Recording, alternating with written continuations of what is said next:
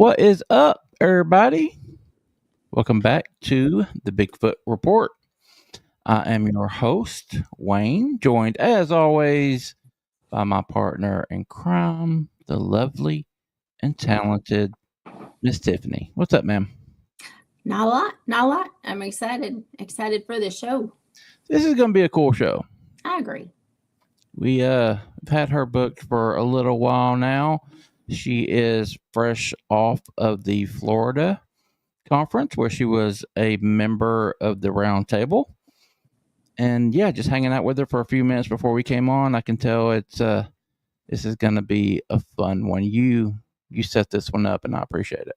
Of course. Yeah, we were if you see me looking over here in the chat room, I'm looking for Ristel because Ristel is like so excited for this show. He actually recommended her, and I reached out to her. So we're trying to find Ristel. But yeah. Yep. Yeah, and I'm looking right now. I see in the chat the Nana Boss is in here. You guys just saw the intro that we just played. It is brand spanking new, and she is a lady responsible for that. Yeah, and it is amazing. She did a great job. She's very, very talented. And yeah, she did our outro as well, and I could not be more happy with it. She's very good at what she does. Yes. Anything exciting? Oh, there he is. Anything exciting going on with you, ma'am? Well, I mean, I got to hang out with my husband today. Like that's what? I know, right? Like that happens once in a million moons. But we went to lunch, we went to Lowe's, we went and got ice cream together. So he was off work today. Yes. Nice. Yes. So it was a nice day. The weather was lovely. It was just a good day. Yeah. Good deal. I've just been hanging out with a 3-year-old. She wears me out. Oh my gosh, she wears me out. Well, she's 3. Yeah. She has 42 less years of That's true. Well, she'll be 4 in like 30 days. So will it get better? Honey, I can't tell a lie. I wish I could tell you the 4s were fabulous. It does get a little easier to manage, but I think I can already tell that she's a little bit. She's definitely easier than when 2. Oh, for sure. And especially the one still in the diapers and all of that. She's potty trained and all that good stuff. Being a single dad, and I get her literally half the week to myself, so it's a challenge, but it's fun. Yeah, you just have the sass and the attitude, and yeah, she's a 3-nager. Yeah, I believe it. All right. Let's pay some bills so we can get Miss Brooke Moreland out here to tell us about them skunk apes down in Florida. Let's do it. Guys, if you're new to the show, we certainly appreciate it. We are glad to have you. Before you leave, please do us a solid and hit that subscribe button. And if you would like to be on with Wayne and I, you can reach out to both of us, Wayne at paranormalworldproductions.com or me, Tiffany at paranormalworldproductions.com. We are currently booking for May, and the spots are getting ready to go very quickly. So reach out to one of the two of us, and we can get you on the schedule. Yeah, you sent me a couple new ones just within the last 24 hours. Yep. So it fills up before you know it, guys. So if y'all want to get on, please reach out. As she mentioned, paranormalworldproductions.com is our website. Head over there, check out all of the other shows under the studio's umbrella. Sign up for the Bigfoot newsletter, weekly newsletter, pick you up some merch, all of that cool stuff. Please check out paranormalworldproductions.com. And if you have any questions for tonight's guest, which I know you will, you guys are killing it with the questions, and we love it, and our guests love it. I would just ask that you please put them in all capital letters, because sometimes that chat can really get to rolling, and it's just so much easier for me to grab them and highlight them. We do a rapid fire Q&A the last 10 minutes-ish of the show. And I'd love to get your questions in. Just please put them in all capital letters, please. Absolutely. Manimal Research is the name of the organization that I founded back in 2019. Manimalresearch.org is our website. Love to have you check that out. If you are having what you believe to be possible Bigfoot activity on your property, we would love to be the ones that you trust to come and check that out. If you'd like to become a member and go out and do these investigations and be a part of the outings that we go on, we would love to talk to you about that as well. But you can do all of that at manimalresearch.org. And speaking of becoming a member, you can join our channel family for only $1.99 a month. That is very inexpensive. We don't raise the price. We don't do different tiers. You get everything we offer, which is Discord, members only lives, first notifications. You can recommend gifts. Sorry, guests through Discord. There's just so many things, and our members are our family. Yes, And they we just gained a couple new family members just last week. So head over to our channel. Should be right beside the subscribe button and hit join. It's only $1.99. Awesome.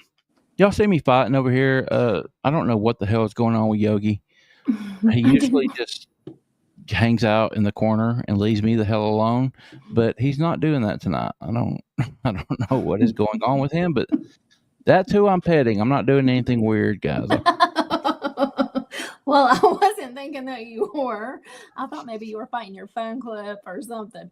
No. Yogi just wants to be a part of the show. God, Yogi is, God, he's attention starved or something tonight.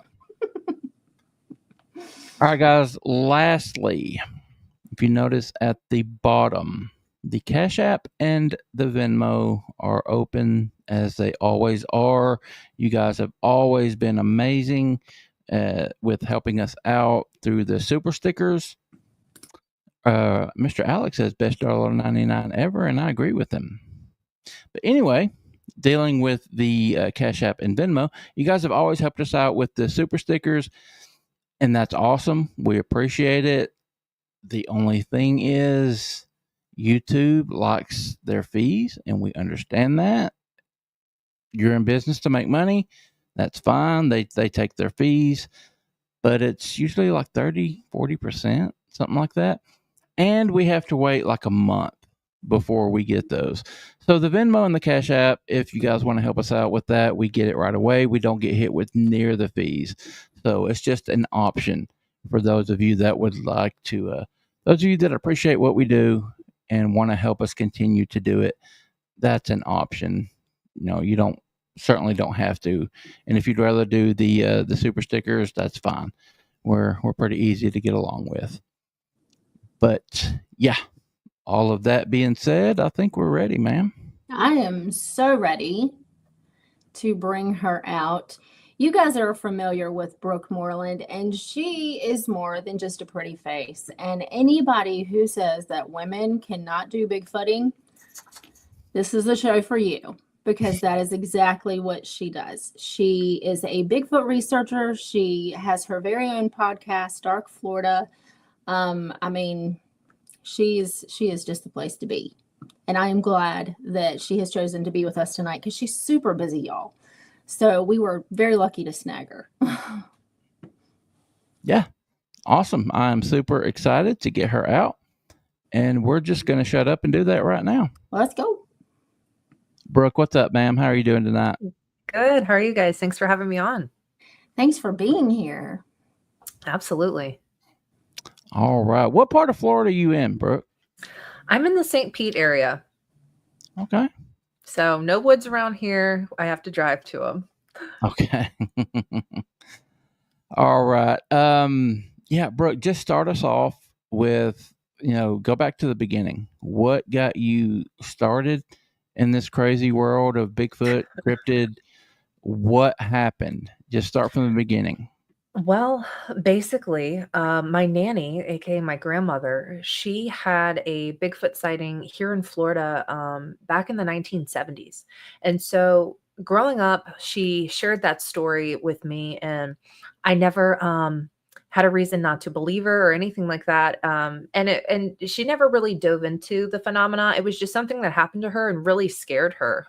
She would move to an area. This was back when Florida wasn't as developed as it is today, and there was a lot of timber that was built up, and they were coming out in the morning. She would go deliver papers, and it would just be strewn about all over the place, and so it was freaking everyone out because it took heavy machinery to stack these logs up, and they were coming out in the morning, and they were just thrown around like matchsticks. So she was getting scared, and so she started parking her truck really close to the house. She Yeah. said so she could just run out the door and get in it.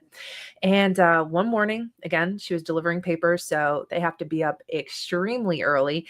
And she was going out, and she said it chased her. And she said it ran up to 50 miles an hour. And she talks about just the odor that it had. And she was genuinely scared. And so she told us about that experience. And then as she got older, she developed dementia. And I wish I would have gotten it on video when she was a little bit more with it, but it's okay because I was able to record it about a year or two before her passing. She passed away this January, and even with the dementia, and we would ask her about Bigfoot, and she would refer to it as like Sasquatch. That's when it was like, oh yeah, and you could just see her face change, and it took her back to that moment, to that morning of that event happening, and her expression completely changed. And she goes into it. So even up until the end, she stayed firm with her story, stayed firm with the details, and it really left an impression on her, and it left an impression on me.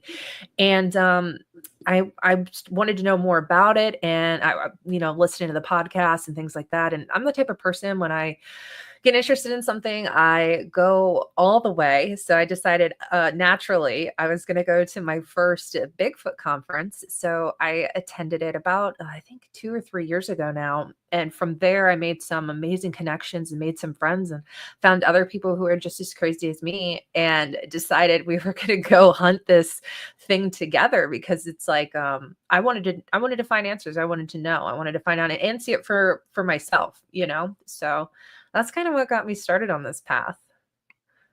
Yeah. All right. Very cool. So, Brooke, do you belong to a certain organization, or do it by yourself, or what? Well, funny you should ask. I actually just joined Bigfoot World Paranormal and Cryptids Researchers of Central Florida. I hope I got all that right, Kathy. Kathy will let me know.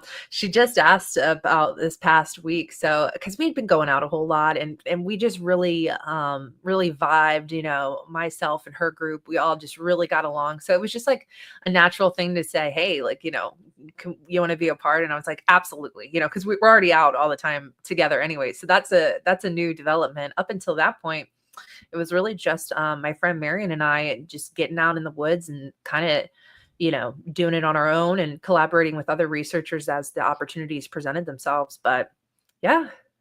Now, do you guys camp or just day trips? Oh gosh, we do it all.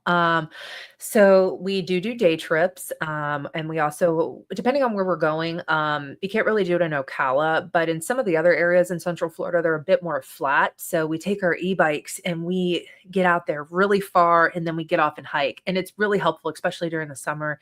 It's hot as hell here, and you can only get so far before the sun taps you out. So the e-bikes really allow us to get back into these areas that are untouched, where people aren't going, that are off trail. So that's one thing that we do. And that's been incredible. But also, we'll do cowboy camping. And so cowboy camping, essentially, we'll go out minimal, gear. We'll take like a chair or a hammock or something like that. And you will go, and we'll, stay up the whole night. If you fall asleep, you fall asleep, and then you go home in the morning and crash. We've also done nighttime investigations where we are camping. Do a lot of primitive camping, but also campgrounds and things like that where we'll establish a base camp, and then we'll scout an area during the daytime, stage some things, get some stuff set up, maybe drop off some firewood, get an idea of kind of the area, find a good spot, and we'll come back at nighttime and stay out for several hours and, just kind of go from there. So I do it all. It just Yeah. depends on the circumstances. Yeah, very cool. Yeah, Yeah. I mentioned Manimal Research, the organization that I founded. We do a lot of camping. We were just camping 2 weeks ago.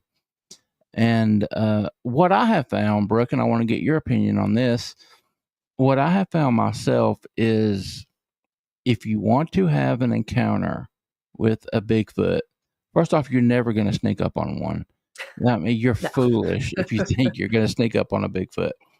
What I have found, if you want to have an encounter, just go camping. Be yourself. Don't do all this elaborate crap with strapping guns on and all this stuff, tromping through the woods like you see on TV. I mean, don't do that. Just go camping. Be yourself. I personally think we're their entertainment. They will come to us. They will come and see what's going on in their territory. That's just how I feel. What do you think? No, I absolutely agree.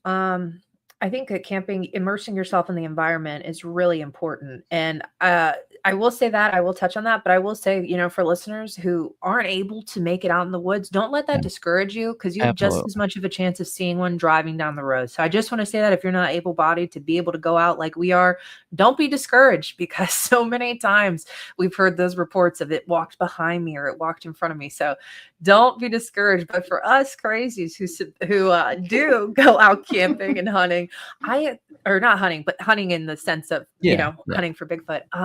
I absolutely agree. And I think that we are the entertainment. And that's one of the things I really like about some of the nighttime investigations. So I just got back from a expedition.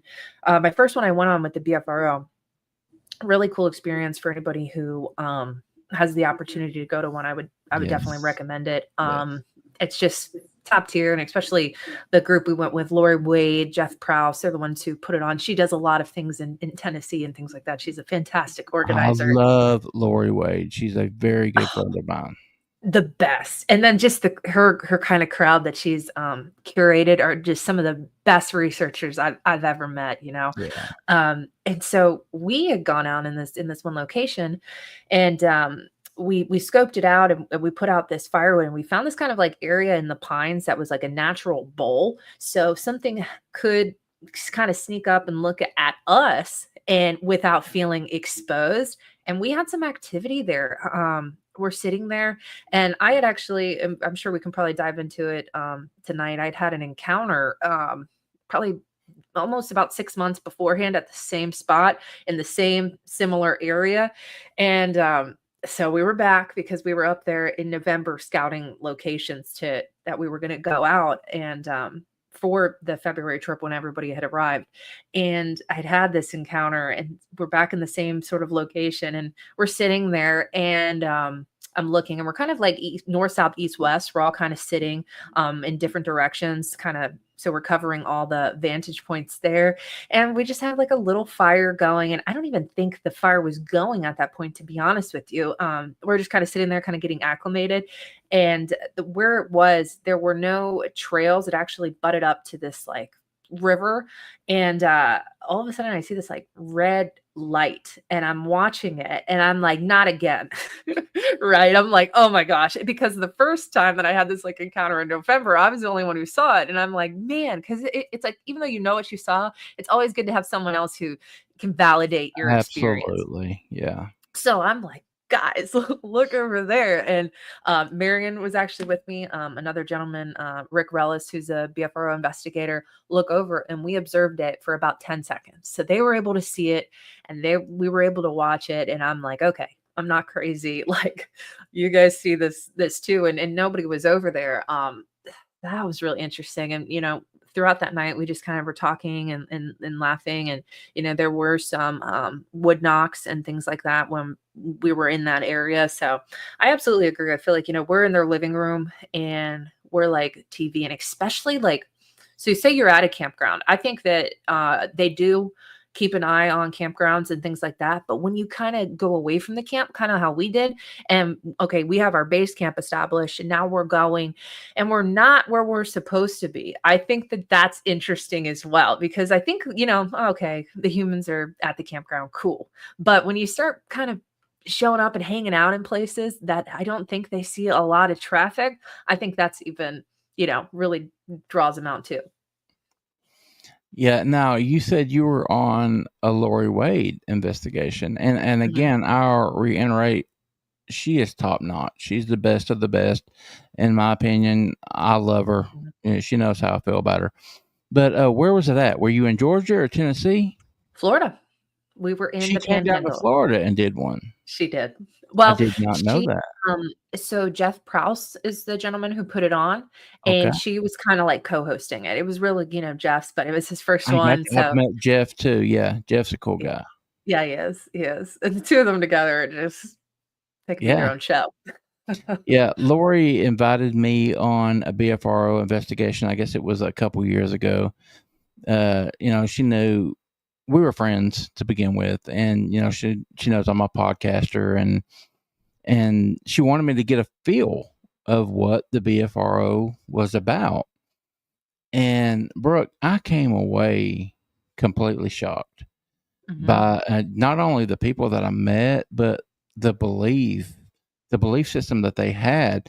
Because when you look at Matt Moneymaker, he is a no nonsense. This is a biological flesh and blood creature, and you will not talk about anything else. So that's kind of what rubs people wrong about the BFRO, and that was kind of what I was thinking.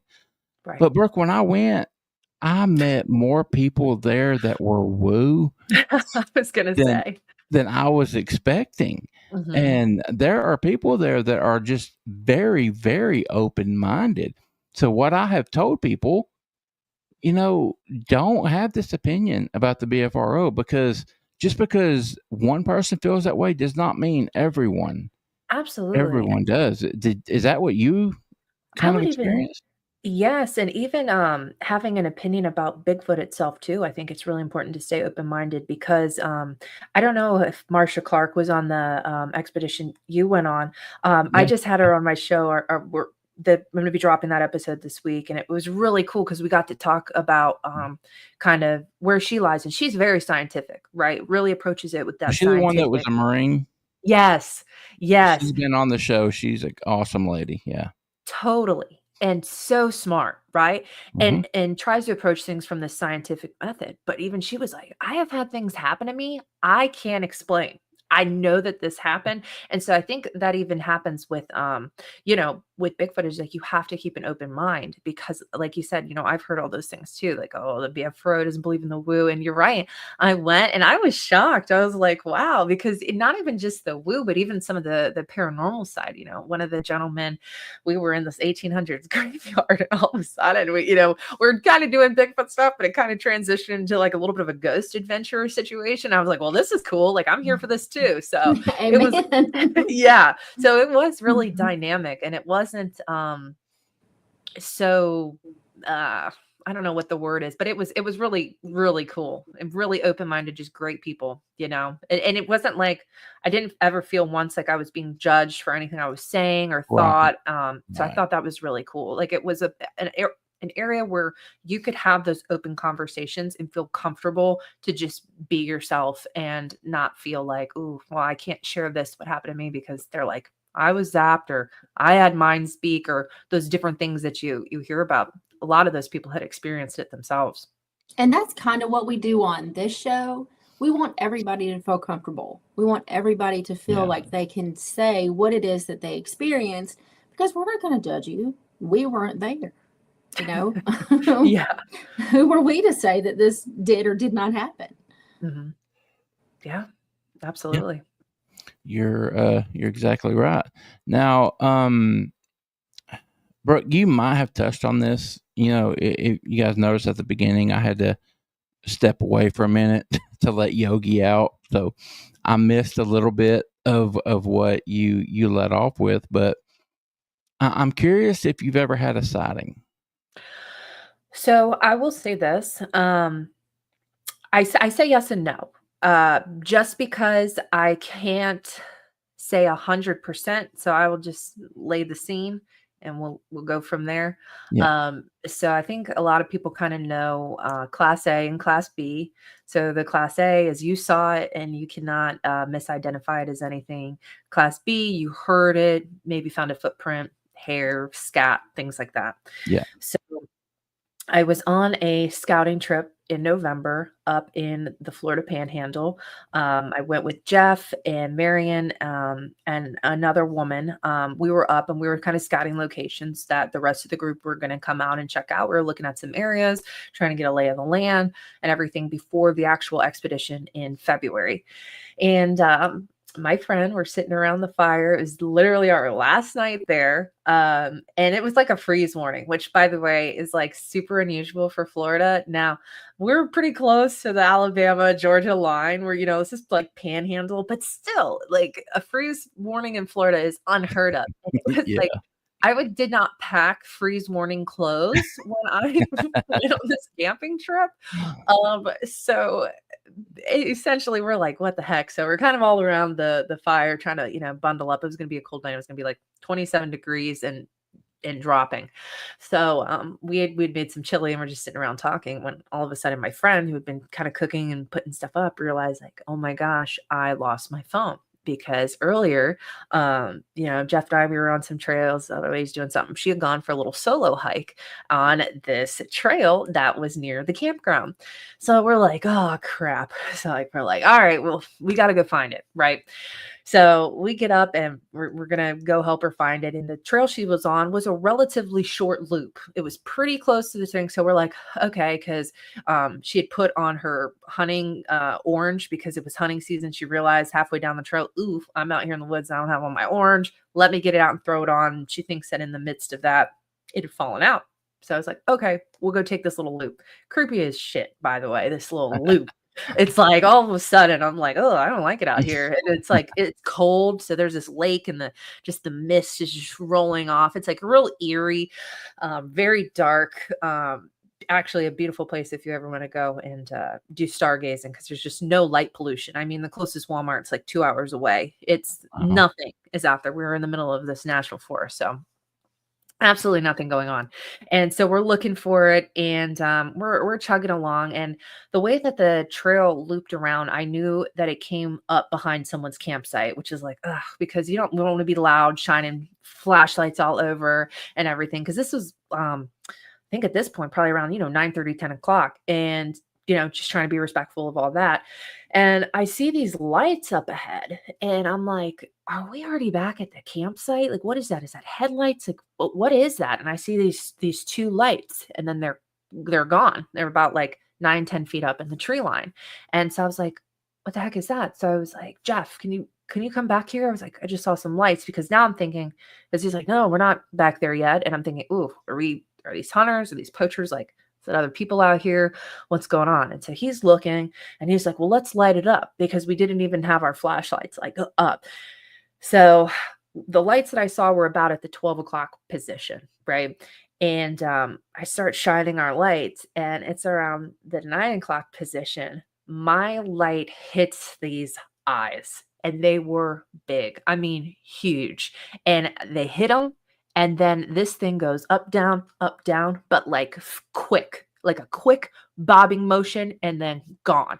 And then I'm like, oh my gosh, like I had just this chill that went down my spine. I mean, it was one of the craziest things. Like, you always hear people say that. And then when you actually feel like your blood kind of run cold, it's like, holy crap. And I'm like, oh my God. And so I'm, articulating to them what I'm seeing. They didn't see it. I did. And Marion's trying to take her therm out and see if she can catch anything. And he's like, well, whatever it is knows that you saw it and is now hunkered down. And I'm like, oh gosh. So they're like, do you want to turn around? Do you want to keep going? I was like, oh, I'll keep going, you know, because it's like, you know, I know we're out here looking for this thing, but when you really have an experience with something and you have something really creepy happen to you, it's like, oh, all of that stuff almost goes out of the window a little bit. And your Yep. body kind of goes into that fight, flight, or freeze, right? Yeah. And so I Self was like, preservation. absolutely. So I'm like, we'll keep going because here, let me also preface this with why I will not say it was a Bigfoot is because this area we were actually warned by a different camper, didn't even know what we were about or anything, of skinwalkers in the area and black-eyed kids. What the So fuck? swear, and she's a local, and so I'm like, oh my gosh. So that's why I'm hesitant, you know, to say whatever, because it was so quick, you know, when I saw it. I mean, Oh that was a god, that damn smorgasbord of fucking weird. No doubt.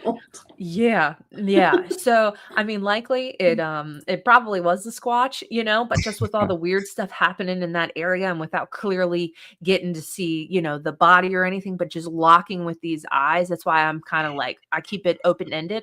And so we kind of keep going on and we're going down the trail and I'm like, "Oh my gosh, I can't believe, you know, I just saw this. This is like craziest thing." And I'm just like, you know, thinking about this in my mind when all of a sudden Jeff pipes up and he was like, "Oh my gosh, like I think I just saw something like black like paralleling us." And I was like, "Excuse me?" And he said something like a shadow. And then, you know, we throw our flashlights up again and I'm like, "Oh gosh, what are we going to see?" And he's like, it took me like a minute to rationalize what I was seeing. And we looked and you could see definitely like some, you know, game trails and things like that. And we got back to camp and I was definitely frightened. And I mean, this particular area, it was shared with me. So before I even went up or even knew I was going on this trip, I had a friend who used to live in Crestview and had to go through this stretch of national forest. And she actually had a skinwalker experience and saw this thing go across the road, right?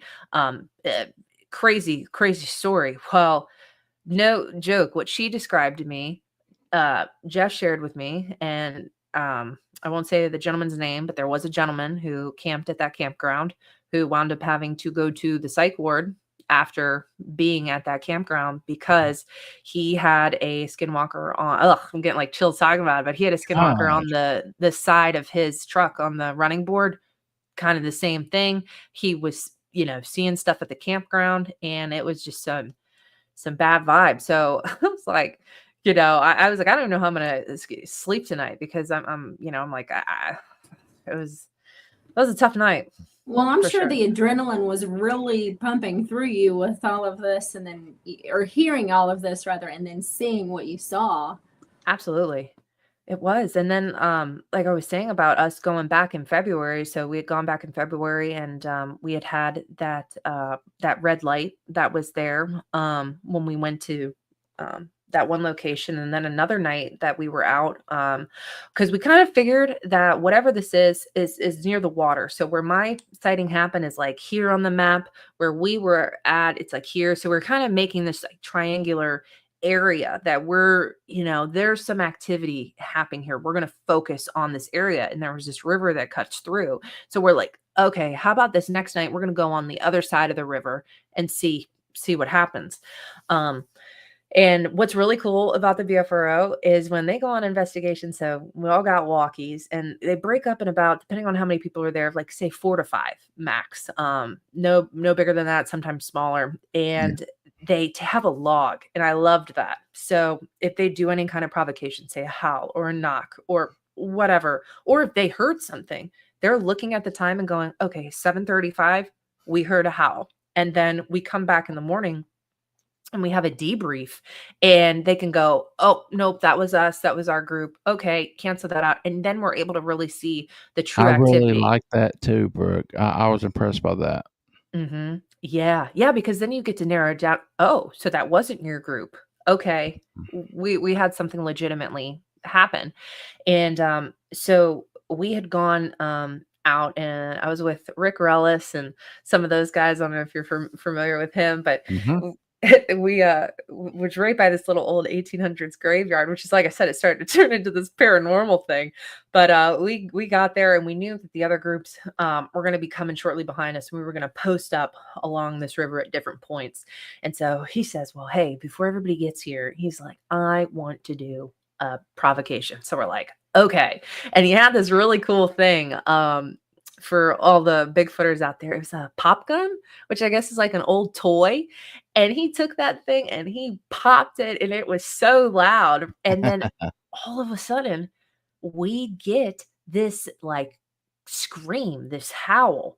And it sounded to me, I would say it sounded almost female like, but all of a sudden, then the coyotes kicked up and they started freaking out. So it was like we did the pop, and then all of a sudden the coyotes went off. And then no sooner did we do that, here comes the rest of the gang driving down the road to go to their spot. So he's like, I'm really glad that we did that when we did.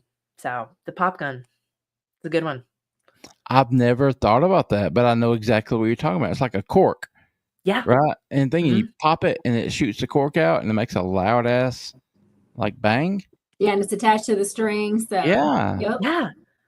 Yeah. And it's lightweight. He just threw it in his pack. I'm like, wow. Because you Yeah. never know if you're gonna find like a hardwood tree or something while you're out there. So, you're able to that's really replicate cool. it.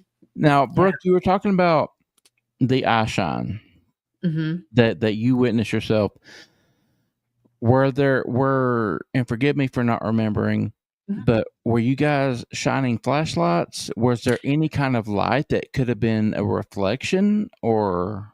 At that point in time, I don't want to say I had given up on finding the phone, but I was cold, tired, ready to go. And I did not have my flashlight on at that point in time. No. And Jeff was in front of me. We're kind of sauntering on. Marion's behind me, and my flashlight was not on. No. Okay, so you think it was like a self-illuminating eye shine? What I saw was definitely self-illuminating. I mean, it like I said, I thought we were back at the camp. I really genuinely thought we were seeing the lights from the facilities that were there or from this campground, because it came right back to the butt of someone else's campsite. So I was like, oh, we're back already? Like, that was quick, like, huh, okay. So that's why I was kind of like, oh, well, we're back. And then it went away, and I was like, what was that? And now then that's when my mind started turning, and I called him back, and I'm like, I just saw something really strange up there. And then it just got weirder from there. That's so interesting because, I talked to you a little bit about Brian King Sharp. He and I co-host that Bigfoot podcast together. He was an actual speaker at the conference that you just did, where you were a member of the roundtable, and he shared his experiences out in the Pacific Northwest in the documentary that's coming out about the young man Daniel. I can't remember his last name. It's Barnett. Daniel Barnett. There it is. The young man with autism from the UK. Brian was a part of that documentary, and he was there talking about his experiences out there. And Brian, just like myself, we have interviewed so many people over the years that talk about this self-illuminating eye shine, and we would roll our eyes, and just think, whatever, it's not possible. You're crazy. And Brian talked about, while he was there in the Pacific Northwest shooting this documentary, they experienced it. This self-illuminating eye shine, and he talked about what an asshole he felt like for doubting all these people, all these years that talked about, no, there was no reflection. This was not reflection. This was some type of self-illumination. So you've experienced it too. Yes. Do you have any idea on what that could be? No, I really don't. I would just be shooting in the dark. I don't know. Because I we have don't. lightning bugs. I mean, like fireflies. Yeah, no, that wasn't the lightning bug. That's the thing. It was stationary. That's one thing I should note. It was not moving around. I grew up in Maryland and West Virginia, and lightning bugs galore. Yeah. We don't have them so much down here in Florida. I noticed, which is lame. Because I used to love summer I used nights to and love it. God, I loved it. yeah, seeing all the Yeah. fireflies out there. So I'm familiar with that, and it was much larger than what a firefly would be, and I mean illuminating. Like literally, I thought it was two lights. Yeah. I had no But idea. what I'm saying is, if these lightning bugs have the ability to self-illuminate like Mhm. that, we don't know what a Bigfoot is. Mhm. Nobody Right. has one in their basement that we're studying. Nobody. We don't know anything about them. Who Right. are we to say that they don't have this ability? Mhm. Well, and Absolutely. well, I wouldn't say it was off topic, but you look at the bioluminescence that sea creatures have. Mhm. Why do they have that? Because they're always in the dark. Bigfoot aren't always in the dark, but they have to have some capability, So maybe it's like that. Yeah, adapt to the environment. Right. Absolutely. Yeah. Yeah. Yeah. A couple more questions that I want to get to before we get to the audience's questions. I want to get your opinion, Brooke, on cave systems. Do they Ooh. utilize them or no? I love that. Personally, I think it has to be connected because if you look at the topography and where, you have these missing 411s or you have these high clusters of Yeah. Bigfoot sightings, I mean, you overlay it, it's undeniable. So it would not surprise me if they're utilizing it. I mean, it's so funny. I actually wanted to talk about this on my show. Is the mole people of Las Vegas? Have you guys heard Yeah. of them? Yes. You guys have? All right. Well, so that's us. And we're utilizing these old tunnel systems. And so when you talk about the caves, I would absolutely think that they have to be utilizing it. And there's some kind of connection with that and then that course topography. When you look at the map and you see where that is with the correlation of sightings, it's like, Yeah. Have you seen that map that overlays like Bigfoot so sightings or cool. whatever and the cave systems? Mm-hmm. It's crazy. Yeah. And I mean, even in the areas where you have the limestone, quartz, granite, um, you have that energy that's there. All of our phones have quartz in it, and Yeah. I think that that's definitely a part of this too. It's a conductor. Yeah. And I can't imagine, like, say a severe thunderstorm with like tornado and everything. What are Bigfoot doing? Are they? We've seen these nests and things like in the Olympic project. That's not giving any kind of shelter. What are Mhm. they doing in these torrential downpours with lightning and tornadoes? Cave systems. Mhm. That's what they're using, I would think. To get around and yeah, I absolutely would think so too. And you got to think that whatever this is, it's in my opinion ancient and it's been here for a very, very long time. And like Tiffany was just talking about, with adapting and different capabilities, yeah, I would have to think that they would know that these caves are there and utilize them to their benefits. Especially, I'm sure that they have a much broader range of sight than we do. Just like we go outside at night and our night vision only is but so far, and these animals can see perfectly. So, Right. mhm. Absolutely. Absolutely. All right. Before we get to the audience questions, uh, Brooke, what is it going to take before science actually accepts this? Is it going to take a body, or is there another way to do it? I don't, it's so funny. Someone asked me a similar question on the roundtable at the conference, and I have to say, my opinion is they already know. I really Yeah. believe that Yeah. they already know. But there's going to take something to force their hand, right? Yeah, yeah. You know what? I think it would just have to be. It's gonna be. You know what it's gonna be is somebody on live, some kid, and it's gonna be in some city somewhere in California doing some crazy shit, and somebody's gonna have it on live, Yeah. and then it's gonna be like a big group of 30 people. There's gonna be like a rabid Bigfoot, just tearing things up, and then they're gonna be like, oh, it's just somebody in a suit. I don't know, maybe No. but you're right, it's gonna have to take a major event. I don't know what it would be.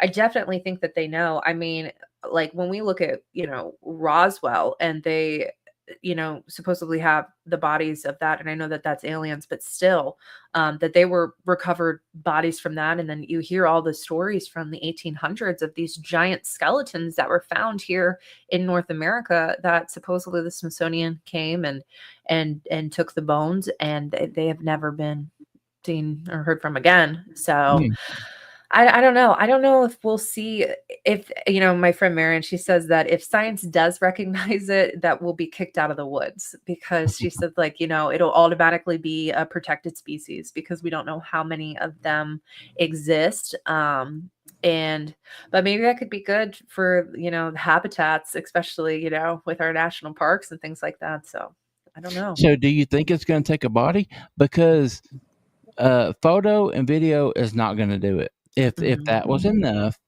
this would have been solved in 1967 with the Patterson Gimlin Right. film. It'd be done because that's the gold standard. So photos and video is not going to work.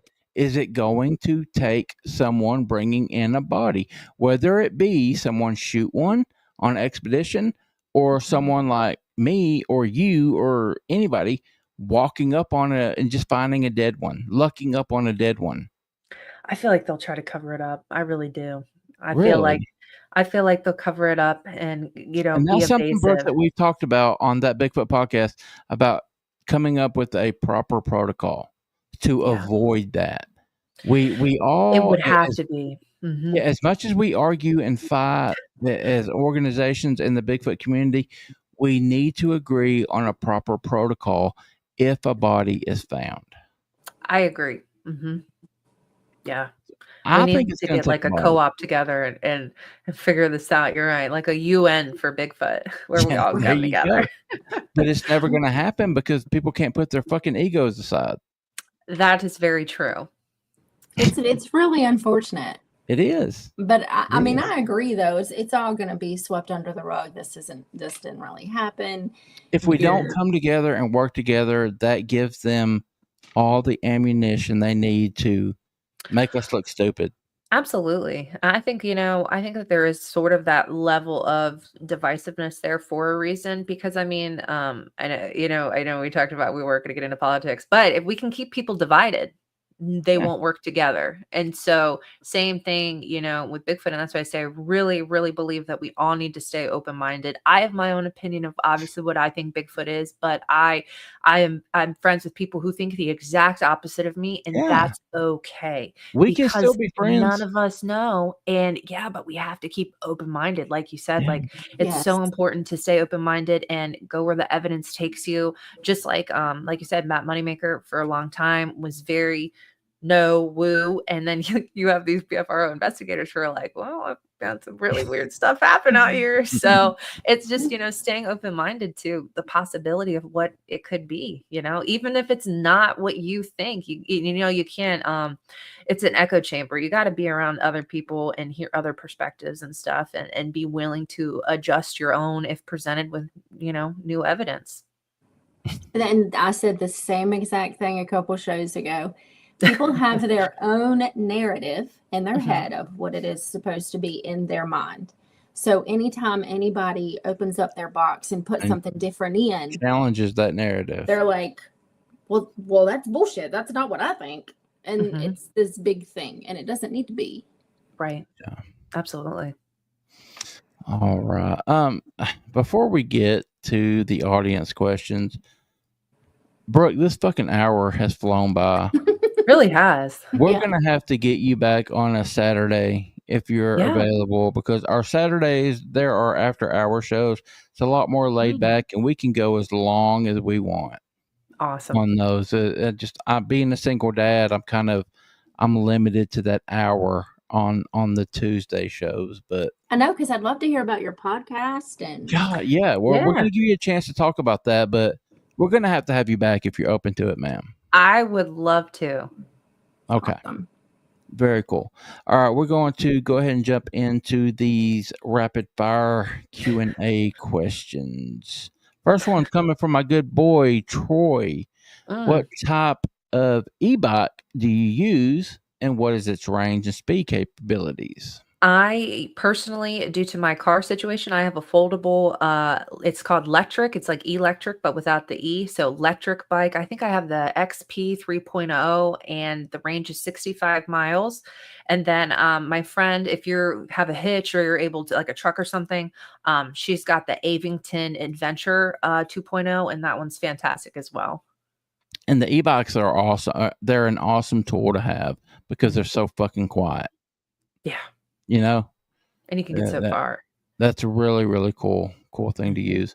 Mr. Ristol Brooke, are you familiar with the telepathy tapes? Ooh, that sounds familiar. I think so. Is that the ones like the Gateway Project with the CIA? Because if so, yes. Nope. Well, the No. telepathy Oh, wait. Go ahead. Somebody the maybe did talk telepathy to me about tapes this. are a podcast that Brian and I talked about over on that Bigfoot podcast. It's amazing, Brooke. If you are open minded, if you are even a little bit familiar with like mind speak and stuff, oh my god! I mean, when we did the episode on the telepathy tapes, I had never heard of it. Brian had listened to all of them, and just from what I heard, I broke down. I started. Wow. I cried on this episode because it was just fucking beautiful. I don't know if you have any experience with people with autism, but it's this. The telepathy tapes is a podcast that this lady put together of these young people with autism, but they're nonverbal. They don't have the ability to speak, but they communicate with like these. Well, I don't remember what they call them. The boards where they type out kind of what they're saying, and it speaks for them. It will blow your mind, I'll Brooke. have to check that out. I'm telling you that the test that they do with these kids, that they can read your mind. They can be in the same room with you and tell you what you're thinking. That's scary. It's amazing. That depends. This is true. It is so amazing. Please check out the telepathy tapes. Do I yourself a will. favor. You know, I think you're the second person to tell me that. I'm gonna make a note of that. Yeah, please do. It's The Gateway very, tapes are something different. So that's a whole nother thing you guys should look into. The Gateway tapes are nuts. That's from the CIA, but it's along I know similar what you're lines. talking about. Yeah. I know what you're talking about. All right. Also, Troy, do you have any experience or opinions on the existence of Dogman? Good question. I have not had an experience with Dogman. I know that that's a lot more aggressive and a little bit more of a negative encounters when they do. I have talked with different people who have had those experiences, and so when I'm out in the field, I'm always mindful of that. And I do believe it does exist, and it is out there. And I've heard some incredibly compelling stories, and I know that Eastern Tennessee is like a hotbed for it. So if you're out there, be careful. I know that Eastern Tennessee. I live in Southeast Tennessee, Brooke. Oh well, there you go. You've got them. Yeah. All right. Again, from Troy, do you use lights, red, white, etc.? I don't know if that's a question about like headlights. I do use headlight. Red is better for night vision, but I do use those. Yeah, when we go out, we try to preserve our night vision by using red, but mine has the green light too, which is pretty nice also. Yeah. All right, we got Don Moore. Is your channel the same as your name? Yeah, well, Well, yes it's and still no. in Dark Facebook, Florida? yes. Dark Florida podcast on Instagram, Facebook, and YouTube as well. Yeah, I've tried to share Oh, thank your you. links as much as I could throughout the chat. Yep. Yeah. Thank you. All right, Mr. Joe Pat, and real quick, Joe Pat made a donation earlier of $50. Thank you very, very much, sir, for your donation. But his question: what color was the eye shine? White. White. Okay. All right. All right. Also, Joe Pat, are there many caves down there in Florida? There are some notable caves, but from what I understand, underneath of the water table, yes, in the limestone, there are a lot of caves down there. Not many you can visit. There are a few. Okay. And this next one is from our great friend Ristel. It's more of a comment. One of the Oh, best things about Dark Florida is that Brooke covers it all, and not just here in Florida. yes, that is very true. I like to cover everything from eerie, true crime, paranormal, Bigfoot, anything I find interesting. I have a special love for unsolved mysteries and things like that. So I always like to break it up, and just whatever I find interesting, honestly. Awesome. Yeah. All right. Again, Don Moore. Those miles of Ooh. tunnels under Pigeon Forge in East Tennessee is used by feral humans too. Feral Question humans mark. are definitely a thing. I'm sure that they're aware of that also. But I'm we have Brooke, I'm feral so humans now interested too. in feral humans, Yeah. Yeah. especially the Appalachian Trail. I mean, there's hmm something spooky going on up there. For sure. Yeah. Absolutely. All right. Moving on. We got Northwest Native Tracker. What if their DNA turns out to be human? I would refer you to Dave Politis' study. He did an excellent DNA study with Scott Carpenter, I believe, helped him, where they submitted a few samples to GenBank that they collected, and they say that the results came back on the mother's side as being from the Middle East 2,000 years ago with no known match on the father's side. That's the So mitochondrial DNA is the mother's. right. Yeah. Was from Middle East 2,000 years ago, and that there was no known match in GenBank for the father's side. So I love that stuff. If you ever have an opportunity to hear him give that talk, it's incredible. Okay. All right, Mr. T. Roy, great question. Do you carry I while in do. the woods? I do. Good for you. Being You a woman, absolutely should. yeah, being a woman, I absolutely do. I think it's important because not only, and not even necessarily for the Bigfoot, but for the Yeah. other people that Yeah, I are was gonna out say, there. Brooke, I'm more afraid of people than I am fucking Yeah. Bigfoot or Dogman or Chupacabra. Yeah. I'm afraid of the crazy ass person. And listen, I don't want to be a victim. And if there's something I can do to protect myself and the people I care about who I'm out with, I will do so Good for if need. you, ma'am. That is an awesome that you Yeah. do. Yeah. Because like you said, feral human and all kinds of weird stuff. There's So, all kind of weird shit out there. hmm All right, Window Bigfoot 911. What do you think they do when a hurricane comes through? Good question.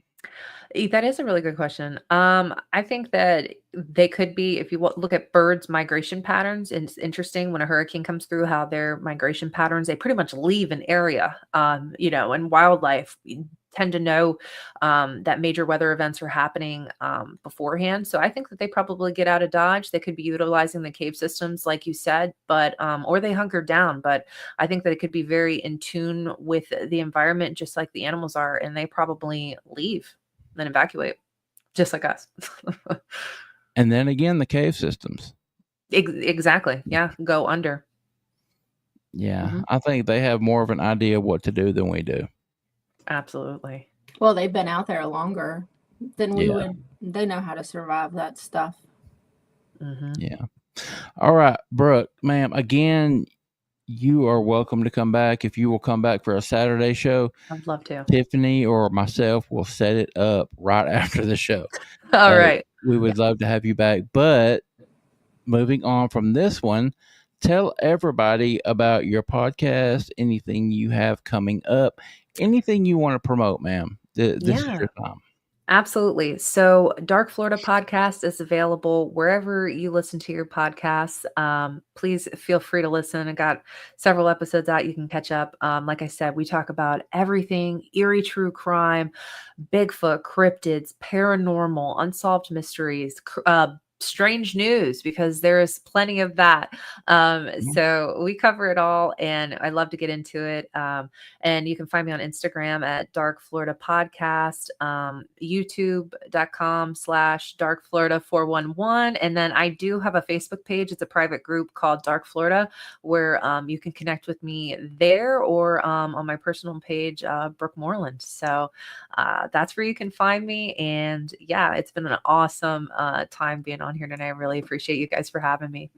Yes, I haven't talked much, but the chat's kind of been a little busy. So I see it. Yeah. I'm trying to keep up with it. Brooke, if you don't mind, ma'am, send me links to everything that you want shared. Sure. And what we do is we take the audio from these live shows and I upload those to podcasts where our audience is much, much larger, so we can reach a lot more people. Awesome. So whatever links you want shared, please send those to me and I'll get those added. Yeah. And if you're able to send me the audio, I'll upload it on my RSS feed as well. Sweet. We can definitely do that. Yep. All right. Thank you. All right. Again, ma'am, thank you so much for hanging out with us. This was amazing. We will get you set up for a round 2. And yeah, stay cool down there in Florida. All right. Thank you. Thank you, Brooke. And enjoy your evening, ma'am. You as well. Bye. Bye-bye. All right. How good was that? Let's get all the good ones. Just It does not feel like we've been talking for an hour. We just started that show. Like, what? It does feel like we just started. Yes. Yeah. Crazy. All right. Awesome questions. Yeah. From our amazing, awesome audience.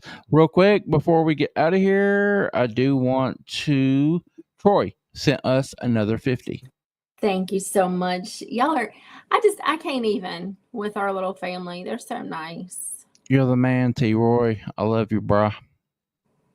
They're so sweet. Yeah. And everybody loved the show. See? I could just go on. I could go on up the line. That was good. All right. I got to get to my daughter. Go take care of your 3-nager. Yeah. You got anything else, ma'am? I don't. We do have an opening Saturday if you'd like to be on with us. We'll figure something out. We will be here Saturday for something for y'all. But if you want to be on, you got anything to share, hit us up. Yeah, absolutely. All right. Again, thank you guys so much for being respectful to our guests. You always are. Great questions. Thank you for everything that you do, all of the continued support. Please do us a favor and go and rate and review the show. It helps us out so very much. Yes. Until we talk to y'all again, y'all take care of yourselves. Take care of each other. Bye.